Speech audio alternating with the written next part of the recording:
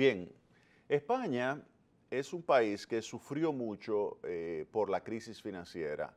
España es un país que tuvo una sobreinversión en el sector de construcción, que le dicen la economía del ladrillo allá en España. Tuvo un exceso nivel de gasto, primero privado, luego un gasto público enorme, 2008-2009, y el sector privado desde 2002 al 2006-2007, un excesivo nivel de gasto público por encima de lo que era previsible que se podía mantener, y lo financió ese nivel de gasto con recursos provenientes de los bancos alemanes y los bancos holandeses. No solamente España hizo esto, otros países también hicieron lo mismo, entre ellos Grecia.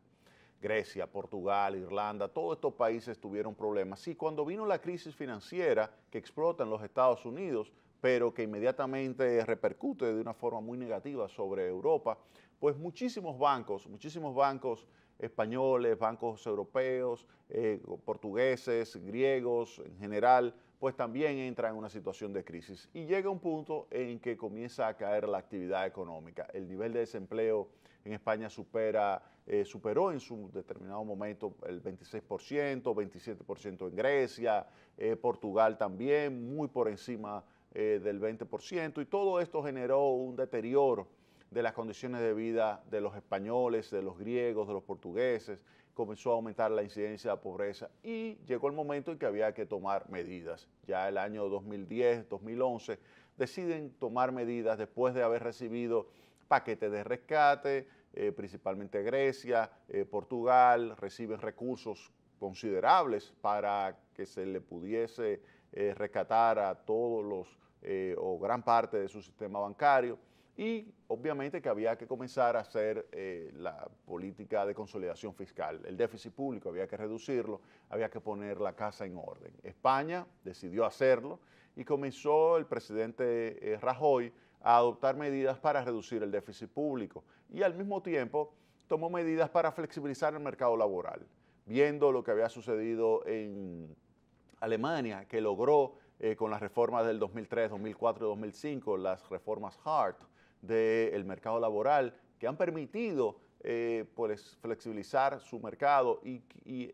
lograron que el nivel de desempleo nunca pasara al 7%, o sea, el desempleo está entre 6 y 6.5%, el desempleo alemán, y esto porque se logró modernizar el proceso de búsqueda y despido de empleo allí en Alemania, y esto facilitó considerablemente pues que se pudiera mantener sin que aumentara mucho a pesar de la crisis económica el desempleo. ¿Por qué? Porque las empresas, en vez de despedir a la persona, lo que decidían era, por ejemplo, decía, bueno, usted va a trabajar 3 días a la semana. Usted dirá, bueno, pero le está quitando horas de trabajo. Sí, pero ¿qué usted prefiere? ¿Perder 2 días de trabajo o perder los 5 días? Usted elige.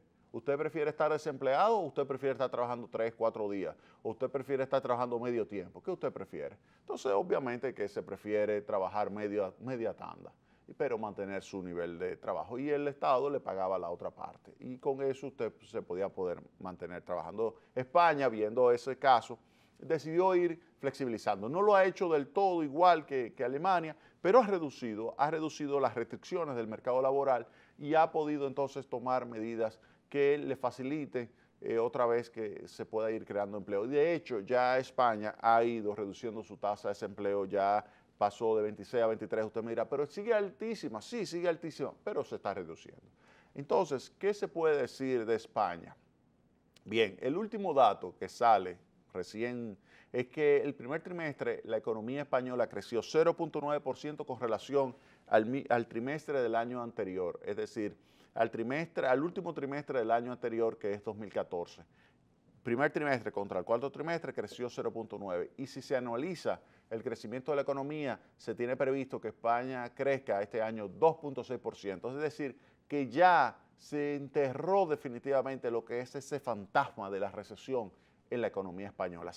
Ya se enterró, ya la economía española tiene 2 años creciendo poco, pero aceleradamente. O sea, si ustedes ven la evolución, se va a dar cuenta de que efectivamente tiene una tendencia creciente lo que es ese crecimiento ya a partir del año 2013. A partir de ahí vemos cómo se comienza a registrar un crecimiento positivo para la economía española. Esto contrasta, ese desempeño, esa evolución, las lecciones de España contrastan con lo que viene de Grecia. Grecia, a diferencia de España, lo que ha hecho es, bueno, posponer su ajuste, continúa con su déficit público enorme, continúa con su mercado laboral muy rígido, continúa sin adoptar las medidas que tiene que adoptar para que haya una verdadera reforma estructural en su economía. Y en consecuencia lo que está ocurriendo en Grecia es que ahora lo que se está discutiendo es si van a pagar o no le van a pagar al Fondo Monetario Internacional. Algo totalmente ilógico, algo que lo que está es abriendo la puerta para la salida de Grecia. Ya hay incluso un término para eso, se llama Grexit. Así como está exit, de salida, así se está hablando de Grexit, de Greece, exit, Grexit. Grexit ya se está hablando de la salida de Grecia de lo que es el euro. Va a continuar en la Unión Europea, claro está, pero va a salir del euro. Eso es lo que se está hablando. Y ahí quiero la diferencia. Mientras España hizo su tarea, España redujo su déficit, modernizó y flexibilizó su mercado laboral, que muchísima gente lo ha criticado, es verdad, es verdad. Paul Krugman dice, no, que España lo que tiene que gastar más. Sí, gasta más, mira lo que le pasa, como Grecia. Porque es que llega un punto que nadie le quiere prestar. O sea, ¿por qué los griegos van a seguir siendo merecedores de más financiamiento cuando ellos no están arreglando su casa? América Latina tuvo que arreglar su casa en los 80 y le fue muy costoso a América Latina. Y en los 90 ya tenía su casita arregladita. Ya América Latina tenía su casita arregladita. Ahora vino la crisis en el periodo 2008, 2009, 2010 y América Latina no fue impactada negativamente. ¿Por qué? Porque a diferencia de lo que estaba sucediendo en otros países con déficit público muy elevado, América Latina tenía su déficit público relativamente bien controladito. ¿Y qué sucedió? Que muchos de sus capitales fueron hacia América Latina. América Latina entonces comenzó a poder crecer más en mayor ritmo de expansión de sus actividades productivas y esto fue algo favorable. Claro, algunos cometieron errores. Países que cometieron errores en América Latina, Venezuela, disparate, lo que ha hecho de política económica, lamentablemente, porque es un país sumamente rico, pero con muchos errores de política económica. Y eso hay que reconocerlo. Muchos errores de política económica. Venezuela. El otro, Argentina. Argentina, un país con un capital humano enorme, con unos economistas brillantísimos, pero muy malos políticos. Muy malos políticos. Y ahí están las consecuencias también. Ha adoptado muchísimas medidas mal y ahí tenemos problemas con los mercados de capitales. Argentina tiene un problema. Ahora vamos a ver, próximamente vienen elecciones, esperemos que cambie esa camada de políticos y que se adopten las medidas correctas. Y el otro país que cometió errores también, y esos errores empañados todavía más por el hecho de la corrupción, Brasil. Cometió errores y ahí vemos cómo Brasil este año es probable que caiga su actividad económica. Es decir, no es que se desacelere el ritmo de crecimiento, no, que caiga y que además genere un proceso de inflación que es muy elevado en comparación con otros países de la región, como es el caso de Chile. Entonces, vamos a ver cómo Brasil también está teniendo problemas. Pero en ese periodo, 2008, 2009, 2010, cuando todos los países de Europa estaban con problemas, América Latina estaba bien. Y entonces, ¿qué elecciones se pueden sacar? Bueno, usted tiene que ejecutar elecciones adecuadas o políticas adecuadas para poder consolidar lo que es sus finanzas públicas, también medidas que le permitan manejar adecuadamente. En Europa no hay política monetaria independiente, entonces nos vamos al mercado laboral, tiene que manejar de forma adecuada lo que es su mercado laboral. España lo ha hecho mucho mejor que Grecia. España ha ido saliendo de la crisis, España ya está creciendo 2.6%, mucho más que Grecia y con mayores condiciones de estabilidad. ¿Por qué? Porque Grecia es probable que si sale tenga que utilizar nuevamente el dracma. Y si sale el dracma, óigame bien lo siguiente. Grecia ejecuta su salida y yo le voy a poner aquí a ustedes lo siguiente. En menos de una semana el dracma se devalúa en más de un 50%. Oigan bien, apúntenlo ahí. Si Grecia sale del euro y comienza a utilizar su moneda, en menos de una semana hay una devaluación de más de un 50% del dracma. En menos de una semana, más del 50%. ¿Eso qué significa?